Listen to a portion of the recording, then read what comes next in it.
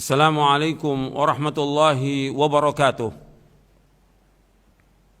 Innal hamdalillah nahmaduhu wa nasta'inuhu wa nastaghfiruh wa na'udzu billahi min shururi anfusina wa min sayyiati a'malina. Man yahdihillahu fala mudilla lahu wa man yudlil fala hadiya lahu. Asyhadu an la ilaha illallah wahdahu la syarika lahu wa asyhadu anna Muhammadan 'abduhu wa rasuluh. Allahumma salli wa sallim wa barik an nabiyina Muhammadin sallallahu alaihi wa ala alihi wasallam. Ayyuhal ikhwah, azakumullah, kepada kaum muslimin dan muslimat yang mudah-mudahan dirahmati oleh Allah Taala. Dalam kesempatan ini saya akan membahas tentang kewajiban sholat berjamaah di masjid.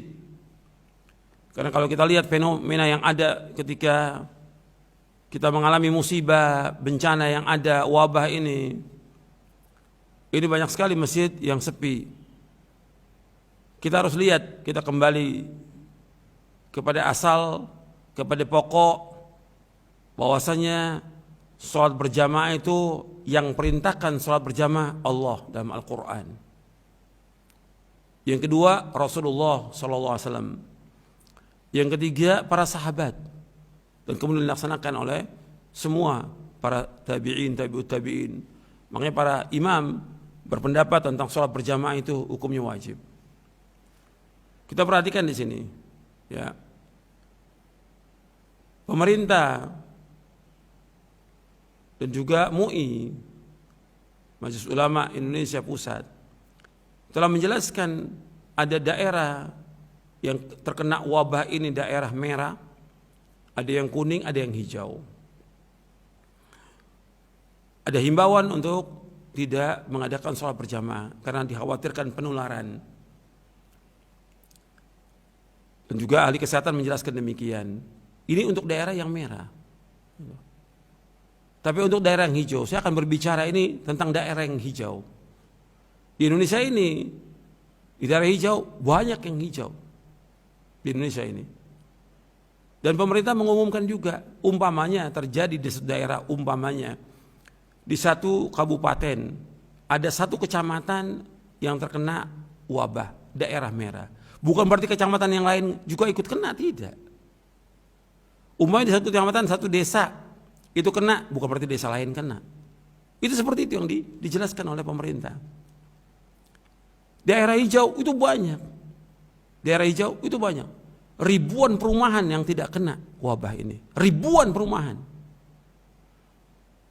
Nah, ketika ini sudah jelas bahwa itu daerah hijau, berarti daerah aman, maka tetap sebagai seorang muslim wajib untuk sholat berjamaah. Nah, ini salah memahami tentang himbauan pemerintah atau himbauan MUI atau yang lainnya dari Departemen Kesehatan dan lainnya. Ini kita harus perhatikan bahwa sholat ini perintah Allah, sholat perintah Rasulullah SAW. Dan kita kondisinya aman. Daerah perumahan ini banyak, ribuan perumahan. Nah, ini terjadi sekarang ini, banyak orang yang gak sholat. Padahal itu aman. Daerah perumahan gak ada orang lain. Perumahan itu digembok, gak boleh orang lain masuk, aman.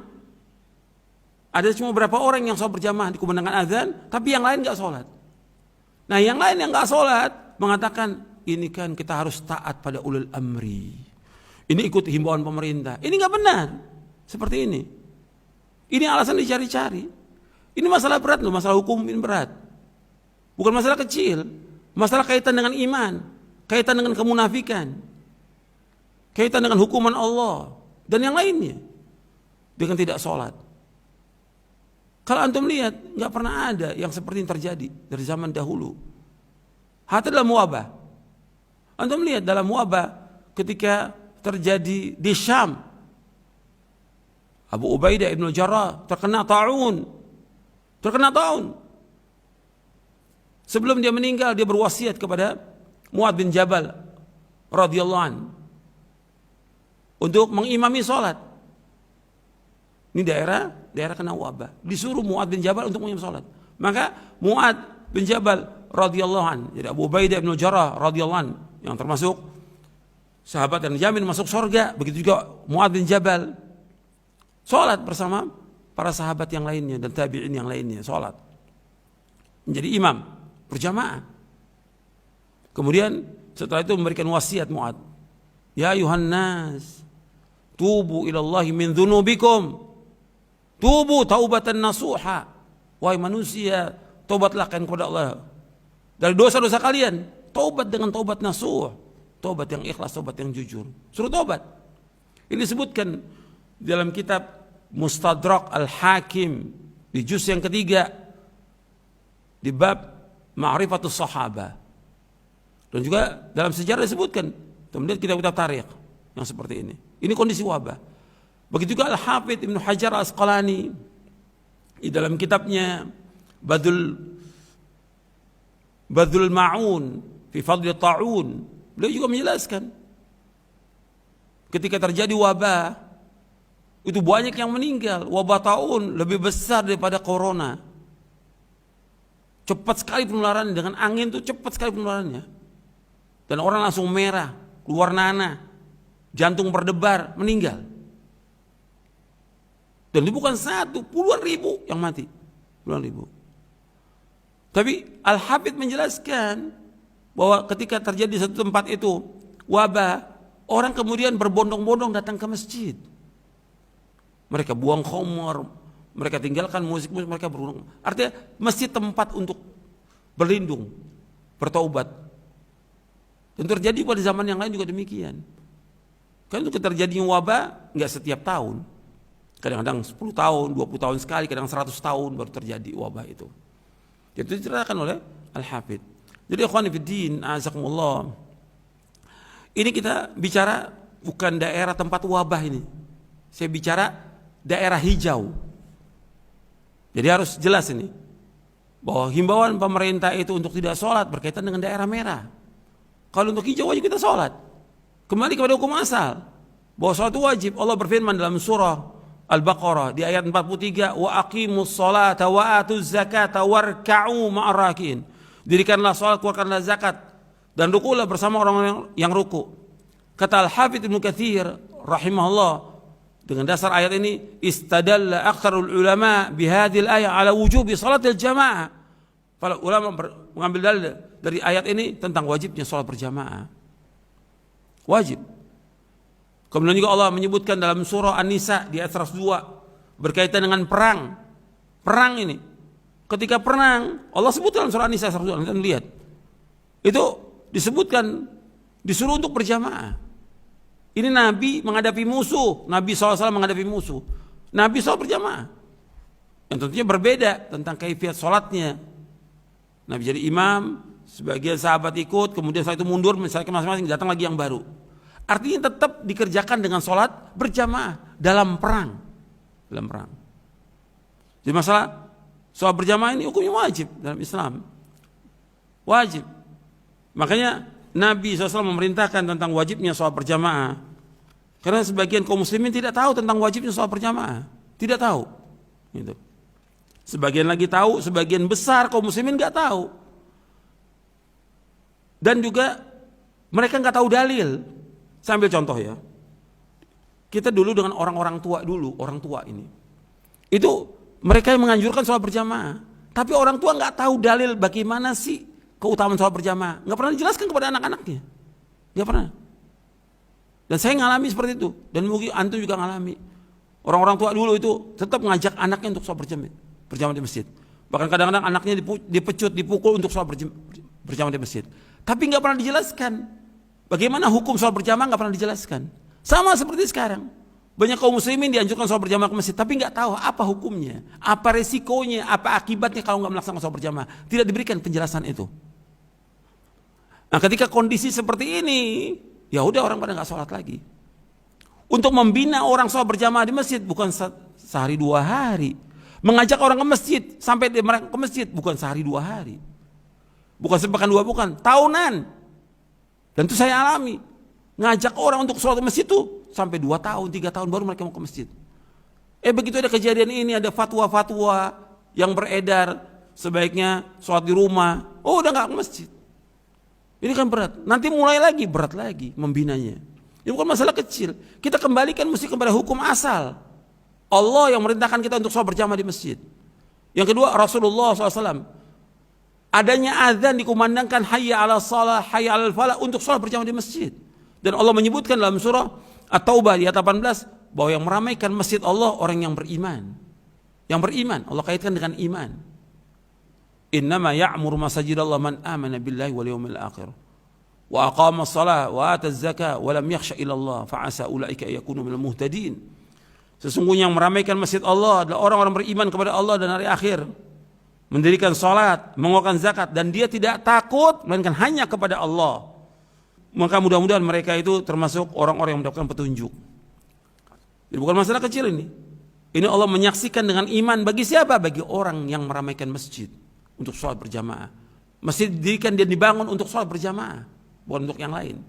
Yang pokok itu, baru nanti ada tambahan untuk menuntut ilmu dan segala macam, tapi yang pokok untuk sholat berjamaah.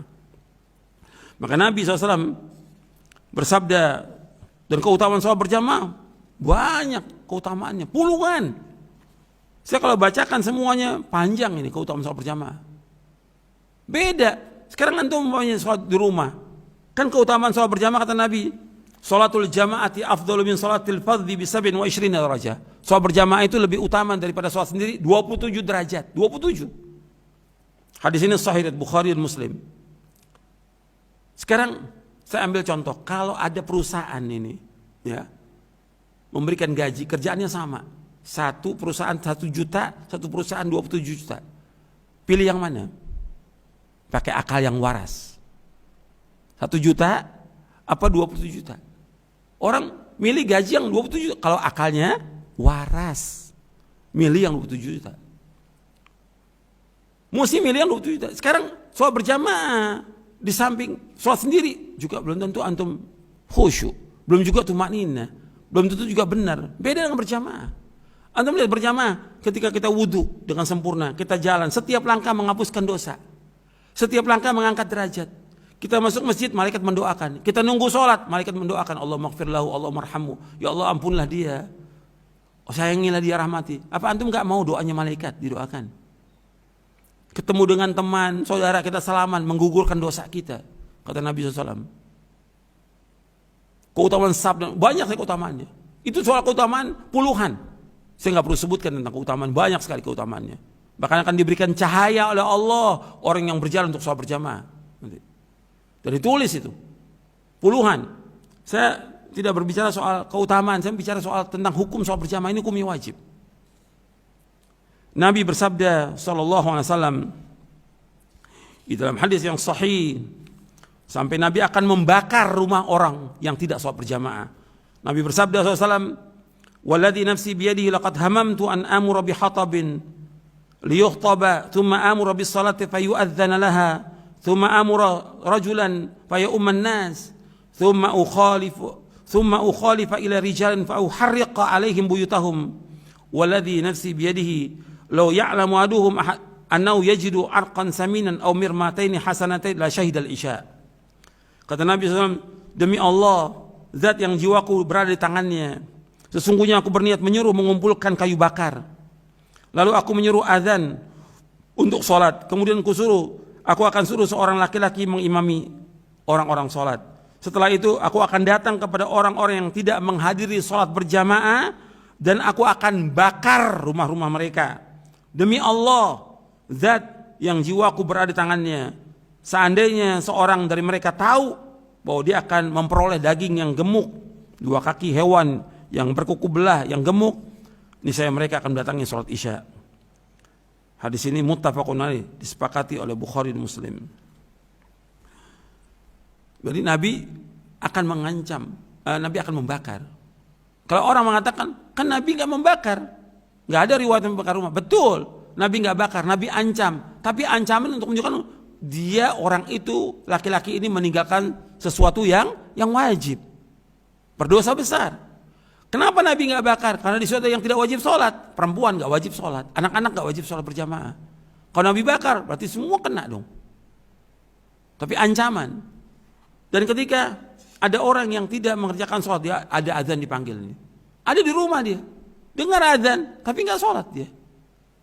Kalau keluar rumah bisa dia, ke pasar bisa, ke mall bisa, kerja bisa, kok ke masjid gak bisa?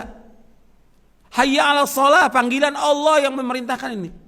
Nabi yang memerintahkan untuk sholat. Dia nggak datang. Kata Nabi SAW, man sami'an nida falam ya'ti fala sholata lahu illa min udhrin. Barang siapa mendengar panggilan azan dan dia tidak datang, maka tidak ada sholat kecuali karena uzur. Barang siapa mendengar panggilan azan dia nggak datang, nggak ada sholat bagi dia kecuali uzur. Uzur syar'i seperti apa? Uzur syar'i seperti hujan lebat. Uzur syar'i seperti dia sakit, nggak mampu dia untuk datang. Tapi antum ingat ya, bahwa Nabi SAW dalam keadaan sakit tetap Nabi datang. Di zaman sahabat ada orang yang dipapah untuk sholat tetap datang ke masjid. Ini uzur. Saya contohkan lagi. Ada orang buta di zaman Nabi SAW. Buta, rumahnya jauh. Kemudian banyak pohon, buta, nggak ada penuntun. Ada binatang buas. Dia tanya, ya Rasulullah, apakah saya ada uzur untuk tidak sholat berjamaah? Awal Nabi katakan, iya ada uzur. Gak lama Nabi panggil lagi. Hal sami'tan nida, engkau dengar panggilan azan? Dengar Rasulullah. Kalau kamu dengar, fa'ajib, kamu datangi. Ini orang buta. Nabi suruh untuk sholat. Gak ada uzur bagi dia. Apalagi orang melek. Ini ada sahih Imam Abu Daud dan yang lainnya. Kalau orang buta aja suruh datang ke masjid, apalagi yang melek. Lah antum ini melek. Apa antum buta hati antum? Datang ke masjid, azan dipanggil untuk ke masjid, antum sholat berjamaah. Ini syiar agama Islam yang besar, syiar agama Islam yang besar. Sedang Allah mengatakan, wa may yu'azzim sya'irallah fa inna min taqwal qulub. Barang siapa yang mengagungkan syiar agama Allah, maka dia orang yang bertakwa. Allah sebutkan dalam surah Al-Hajj. Azan, sholat berjamaah syiar agama Islam besar. Puasa syiar agama Islam yang besar. Haji syiar agama Islam yang besar. Ini syiar agama Islam yang besar. Dan anda perhatikan bahwa ini syiar agama. Nggak bisa orang beralasan kan ada kita harus taat kepada pemerintah. Ini saya bicara tentang daerah hijau, ribuan perumahan daerah hijau, ribuan perumahan. Dan itu MUI juga mengatakan kami tidak pernah melarang orang untuk sholat berjamaah, kami nggak melarang untuk sholat Jumat. Kembali kepada hukum asal wajib. Sekarang kalau kita mau kembali kepada hukum asal Quran dan Sunnah, Quran menyuruh kita sholat berjamaah. Sunnah Nabi, hadis Nabi menyuruh kita sholat berjamaah. Dan Nabi mencontohkan sampai akhir hayatnya Nabi SAW sholat berjamaah. Beberapa hari menjelang meninggal dunia Nabi sakit. Wajib ini. Dan sepakat para ulama tentang wajibnya sholat berjamaah. Ini nas, ya, dalil ini. Bukan kaidah, dalil ini. Sekarang umpamanya ulil amri melarang kita tidak boleh sholat berjamaah. Ini daerah aman, daerah hijau. Ulil amri melarang kita. Boleh nggak kita taat? Boleh nggak kita taat? Tidak boleh taat. Umpamanya ulil amri melarang kita cukur jenggot, wajib nggak kita taat? Nggak boleh taat. Ulil amri melarang umpamanya perempuan nggak boleh pakai jilbab, apa kita taat? Tidak boleh kita taat. Kaidahnya apa? Dalilnya apa? Dalil dulu, bukan kaidah, dalil. Nabi bersabda, la ta'ata li makhluqin fi ma'siyatillah. Tidak boleh taat kepada makhluk dalam berbuat maksiat kepada Allah. Itu dalil, nggak boleh taat kepada makhluk dalam berbuat maksiat. Siapa aja dia. Antum lihat pada zaman Imam Ahmad bin Hanbal. Imam Ahmad bin Hanbal di zaman Ma'mun, kemudian dilanjutkan lagi oleh Mu'tasim, oleh Wathiq, bahwa mereka mempunyai pendapat Mu'tazilah, mengatakan Al-Quran makhluk. Semua ulama harus ikut pendapat ini. Imam tidak boleh taat. Debat Imam Ahmad dengan Ibnu Abi Duad, debat depan raja, depan penguasa, depan khalifah, debat. Tetap Imam Ahmad sampai di penjara berapa bulan Imam Ahmad. Tetap nggak boleh taat kepada ulil amri. Karena pemerintah menyuruh apa? Sesuatu yang mungkar, sesuatu yang bid'ah, untuk mengatakan Al-Quran itu makhluk. Imam Ahmad mengatakan Al-Quran kalamullah, ghairu makhluk. Quran itu kalamullah, bukan makhluk. Minhu bada wal yaud. Gak boleh taat kepada ulil amri dalam berbuat dosa dan maksiat. Gak boleh taat.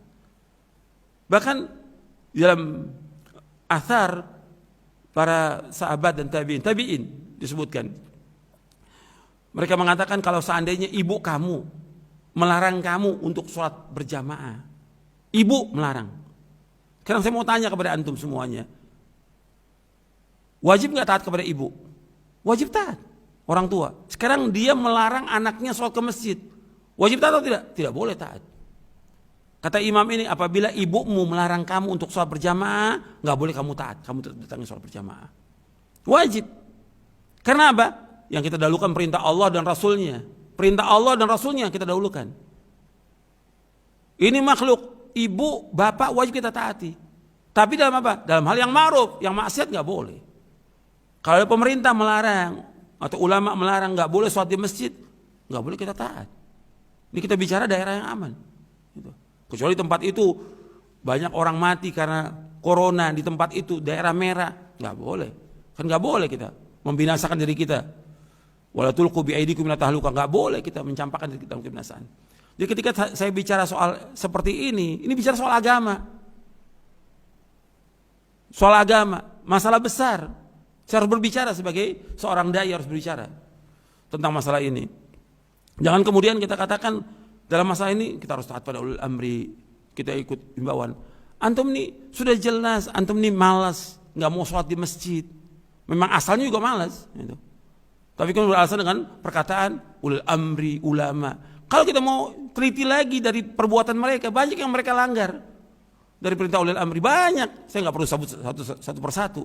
Tapi kalau giliran sholat kok ulil amri. Dan sekarang saya ajak berpikir lagi. Ini bagi yang waras ini, pakai akal yang waras. Sekarang kenapa yang jadi sasaran itu masjid? Kenapa? Seolah-olah tempat wabah itu corona penularannya di masjid. Apa antum nggak berdosa di depan Allah pada hari kiamat? Menjauhkan orang dari masjid, menjauhkan orang dari ibadah kepada Allah. Yang merupakan kewajiban yang Allah wajibkan dalam Al-Quran dan diwajibkan oleh Rasulullah SAW. Kenapa? Kok masjid tempat penularan? Kok nggak di pasar? Pasar tradisional masih banyak orang tiap hari ke pasar. Mall, tempat kerja dan yang lain masih banyak orang kerja. Orang yang tugas, yang tiap hari dia interaksi dengan teman-temannya. Kok nggak dikatakan bahwa jangan dekat, jangan rapat, jangan segala macam? Kok masjid? Sehingga banyak orang-orang yang tadinya ke masjid nggak ke masjid, nggak ada sakit, nggak ada hujan, nggak ada uzur bagi dia, dosa besar. Makanya disebutkan di dalam hadis Ibnu Mas'ud radhiyallahu an. Antum perhatikan, hati-hati, karena ini mengajak orang untuk tidak sholat berjamaah di masjid bukan masalah kecil, masalah besar. Fatwa antum akan ditanya di hadapan Allah pada hari kiamat nanti. Fatwa antum akan ditanya oleh Allah. Ini kita setiap negara berbeda ya, setiap negara berbeda, punya kebijaksanaan masing-masing negara itu. Ini hanya imbauan, nggak ada. MUI mengatakan kita nggak pernah melarang orang sholat di masjid berjamaah. Kembali kepada hukum asal wajibnya. Orang meninggalkan sholat berjamaah di masjid bukan masalah kecil, masalah kemunafikan, nifak. Saya bacakan hadisnya. Penjelasan Abdullah bin Mas'ud radhiyallahu an.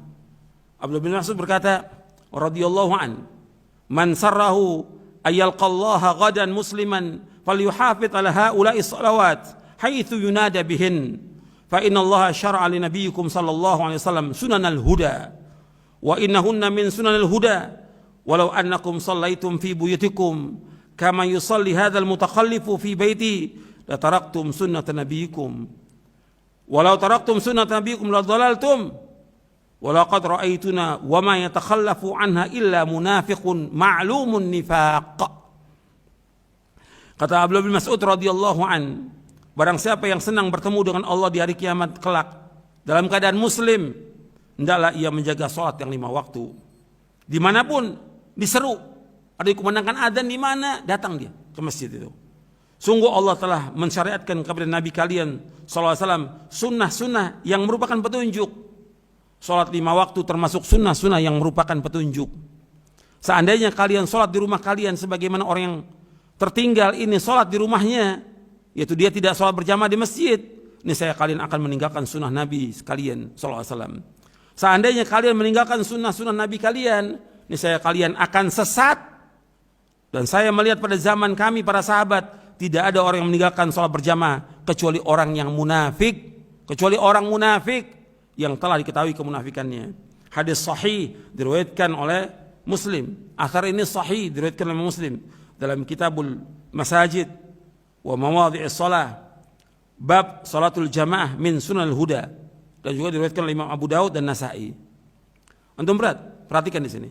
Ibnu Mas'ud radhiyallahu an, seorang sahabat yang mulia, dijamin dengan surga. Beliau mengatakan, walaqad ra'aituna wa ma yatakhallafu 'anis salati illa munafiqun qad ulima nifaquhu. Dan saya tidak melihat pada zaman kami, zaman para sahabat radhiyallahu ajma'in, tidak ada yang meninggalkan salat berjamaah kecuali orang munafik yang telah diketahui kemunafikannya. Hadis sahih riwayat Muslim. Jadi orang yang meninggalkan salat berjamaah dikatakan oleh sahabat munafik. Bukan saya yang mengatakan, bukan ulama, sahabat yang mengatakan. Orang meninggalkan sholat berjamaah, yang dia dengar azan di daerah aman, nggak ada ketakutan, nggak ada uzur, dia nggak sholat berjamaah, maka dia munafik. Jadi ini bukan masalah kecil, ikhwan fillah, azakumullah. Coba kita sadari bahwa ini kewajiban, ini syiar agama Islam yang besar. Kenapa kita harus takut? Alasan pemerintah sudah saya jawab tadi. Sekarang alasan takut, kenapa takut? Kalau antum tanya kepada dokter-dokter atau yang ahli, sebab kematian itu dengan corona paling 1%. Tapi sebab yang lain orang mati 99%. Kemungkinan orang mati karena banyak orang yang sembuh. Yang kena wabah ini sembuh banyak, ribuan yang sembuh. Tapi orang mati itu paling 1 sebab corona. Tapi 99 sebab yang lain. Kita sholat di rumah ini antum merasakan deh. Kenapa antum tidak sholat masjid? Antum takut mati. Masa orang beriman takut mati? Kalau mati merupakan satu kepastian. Satu kepastian. Di mana aja kita pasti mati. Hatta kita di istana yang besar. Allah menyebutkan dalam Al-Quran surah An-Nisa. Jadi mati itu akan menjumpai kalian meskipun kalian berada di istana-istana yang besar. Dan Allah juga menegur dalam surah Al-Jum'ah. Orang-orang yang lari dari kematian. Kematian pasti. Tapi kenapa harus takut? Kita orang beriman. Sekarang antum mati di pasar, di rumah, di jalan, dengan di masjid. Ya lebih bagus di masjid meninggal. Tentu kita nggak mengharapkan kita mati di masjid. Kalau memang udah ajal, nggak bisa ada yang tolak. Gitu. Tapi antum harus meyakini bahwa ini soal berjamaah kewajiban. Soal tawakal, kita akan baca doa-doa perlindungan, zikir perlindungan. Soal kematian kita serahkan pada Allah. Orang nggak akan mati kecuali kalau ajalnya sudah tiba, dan nggak akan menimpa kita bahaya kecuali apa yang Allah sudah tetapkan bagi kita. Apa yang Allah sudah tetapkan baru kita akan kena. Kalau nggak kena. Jadi harus kita yakini, kita sebagai orang beriman yakini. Ini penting dalam kita beragama, ini penting untuk kita pahami tentang masalah ini. Jadi antum perhatikan, kita ingin mati dalam keadaan husnul khatimah, dalam keadaan baik. Tapi laksanakan dulu kewajiban sholat ini. Fadilahnya besar, kita nggak terhalang, ini mahrum kita. Antum sholat di rumah, antum melanggar perintah Allah, melanggar perintah Rasulullah. Kemudian antum nggak ada uzur sholat di rumah. Kemudian juga dikatakan oleh Ibnu Mas'ud munafik. Kemudian juga antum nggak dapat pahala berjalan ke masjid, nggak dapat cahaya, nggak dapat doa malaikat. Antum bisa rasakan deh, sholat di rumah itu nggak mendapatkan ketenangan. Sekarang kita lihat ketika orang menganjurkan sholat di rumah, antum lihat ini yang orang Muslim yang nggak bisa baca Quran, 1 orang, 1000 orang, 100.000 atau jutaan. Gimana dia jadi imam berjamaah di rumah? Bagaimana jadi imam dia? Nggak bisa baca. Dan saya tahu banyak orang nggak bisa baca Quran. Gimana mau imami istrinya? Dia nggak bisa baca Quran. Suruh sholat tarawih di rumah. Betul, sholat tarawih boleh di rumah, nggak apa-apa. Baca Quran, lihat baca Quran. Baca Quran nggak bisa, gimana mau jadi imam? Antum perhatikan begini. Yang terbaik kita tetap menganjurkan orang sholat berjamaah di masjid. Bukan kita menganjurkan orang untuk ke tempat kebinasaan, bukan, di masjid. Tempat yang suci, sebaik-baik tempat di muka bumi, masjid. Jalankan sholat berjamaah ini untuk kebaikan kita, kemaslahan kita. Dan mungkin dengan kita terus berjamaah dan kaum muslimin berdoa dalam sholatnya, di antara adzan qomat berdoa, Allah akan angkat wabah ini. Allah akan angkat wabah ini. Itu harus ingat itu.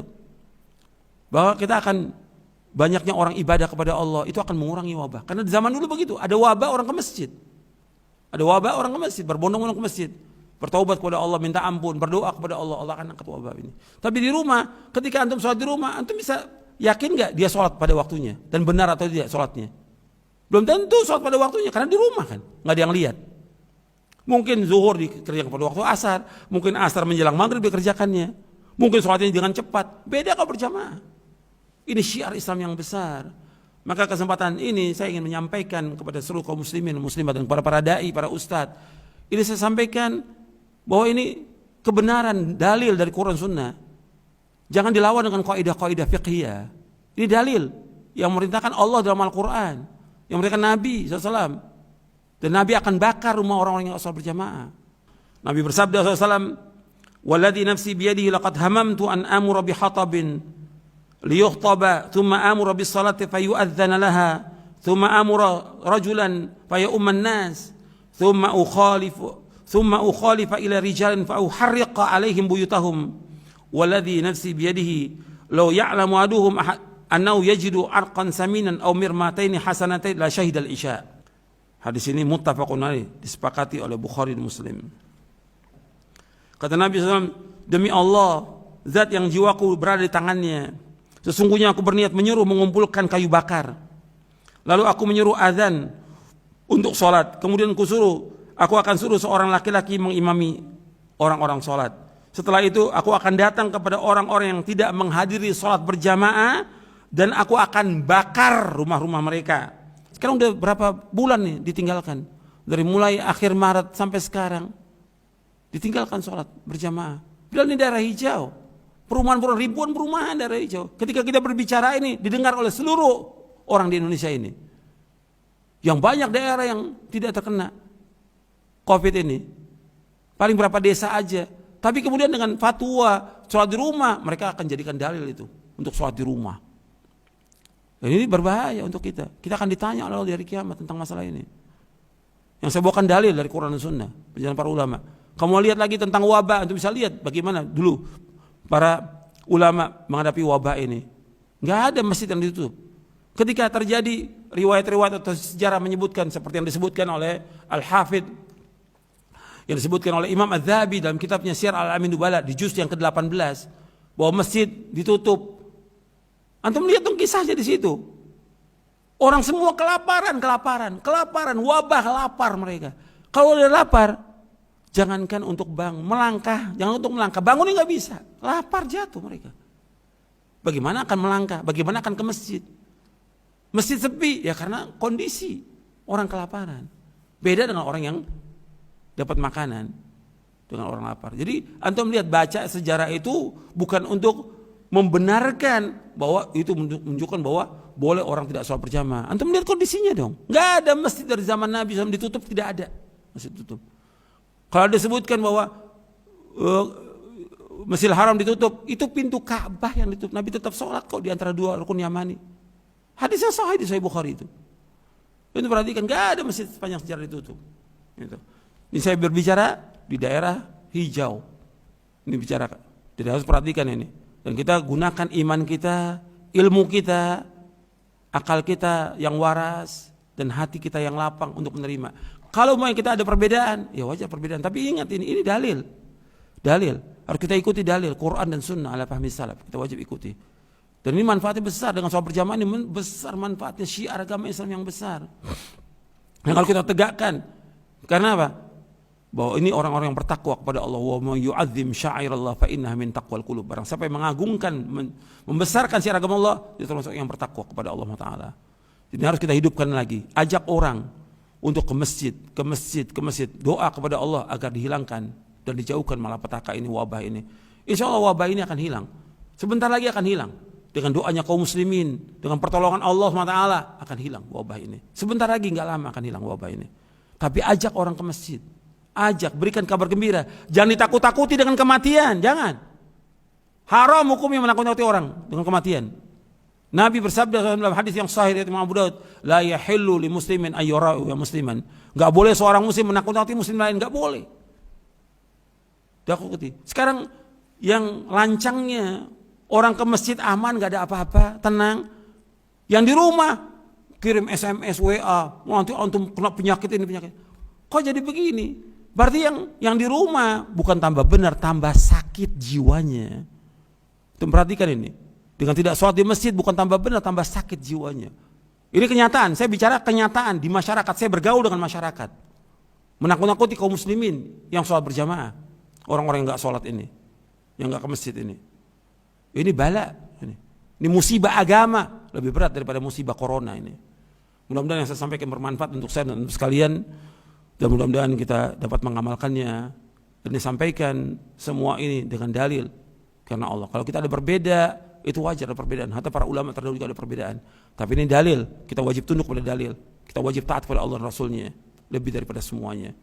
Wassallallahu nabiyana Muhammadin sallallahu alaihi wasallam. Subhanakallah wa bihamdik asyhadu an la ilaha illa anta astaghfiruka wa atubu ilaik. Assalamualaikum warahmatullahi wabarakatuh.